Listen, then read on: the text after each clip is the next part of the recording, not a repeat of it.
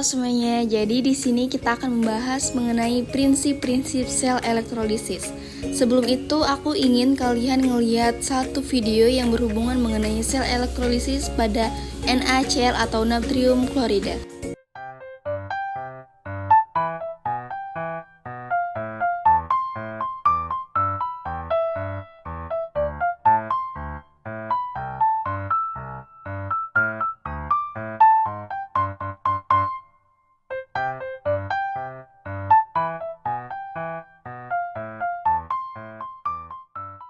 Baiklah, setelah kalian melihat video tersebut, saya akan menjelaskan terlebih dahulu mengenai definisi dari sel elektrolisis.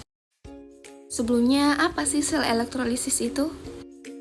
Sel elektrolisis adalah sel elektrokimia yang menggunakan energi listrik dari luar untuk memaksa terjadinya reaksi kimia non-spontan, reaksi yang tidak terjadi dengan sendirinya.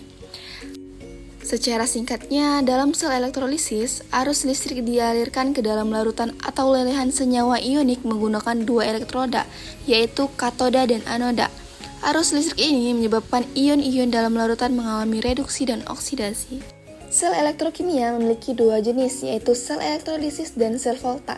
Kira-kira apa sih perbedaan antara sel elektrolisis dan sel volta tersebut?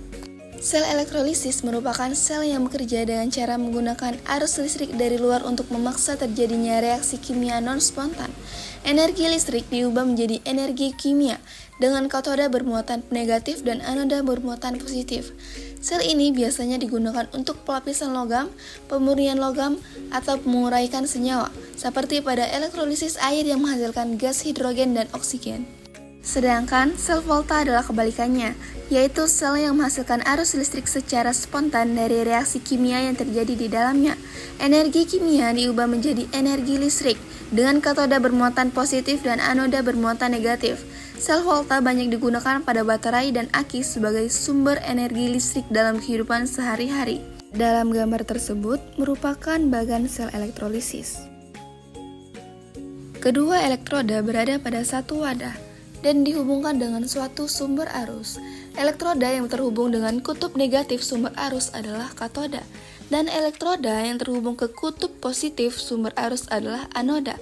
Jadi, berbeda dengan sel volta yang katodanya positif dan anodanya negatif.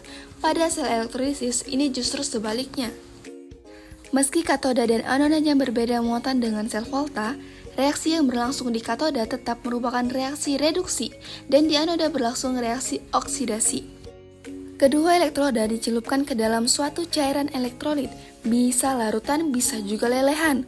Karena larutan tersebut bersifat elektrolit, maka akan terbentuknya ion-ion yang bergerak menuju elektroda yang berlawanan. Ion-ion positif akan menuju elektroda negatif atau katoda, sementara ion-ion negatif akan menuju ke elektroda positif atau anoda, dan elektron bergerak dari anoda menuju ke katoda. Dari tadi sebut-sebut katoda dan anoda. Kira-kira apa sih katoda dan anoda tersebut? Jadi, definisi dari katoda merupakan elektroda tempat terjadinya reaksi reduksi, yaitu proses ketika ion menerima elektron. Elektron akan masuk ke dalam katoda, menyebabkan ion bermuatan positif berubah menjadi netral. Pada sel elektrolisis, katoda bermuatan negatif karena menerima elektron dari sumber listrik luar. Sedangkan anoda merupakan elektroda tempat terjadinya reaksi oksidasi, yaitu proses ketika atom atau ion melepaskan elektron. Elektron akan keluar dari anoda dan mengalir menuju katoda. Pada sel elektrolisis, anoda bermuatan positif karena terhubung dengan kutub positif sumber arus listrik. Prinsip kerja sel elektrolisis. Jadi di sini kita memisalkan lelehan garam NaCl terurai menjadi unsur penyusunnya yaitu Na dan Cl2. Reaksi ini termasuk reaksi redoks, di mana bilangan oksidasi masing-masing unsur adalah sebagai berikut. Unsur Na mengalami reduksi dan unsur Cl mengalami oksidasi. Namun reaksi ini bersifat tidak spontan, artinya tidak dapat berlangsung tanpa diberi energi, oleh karena itu sumber harus membantu menjalankan reaksi kimia. Seperti yang sudah saya jelaskan tadi, lelehan NaCl membentuk ion Na positif yang tertarik ke katoda. Di sini sudah terdapat Na+, dan pada anoda terdapat ion Cl negatif yang tertarik ke anoda. Hal ini mengakibatkan elektron tertarik dari anoda dan membuat ion Cl negatif di anoda teroksidasi membentuk gas klorin.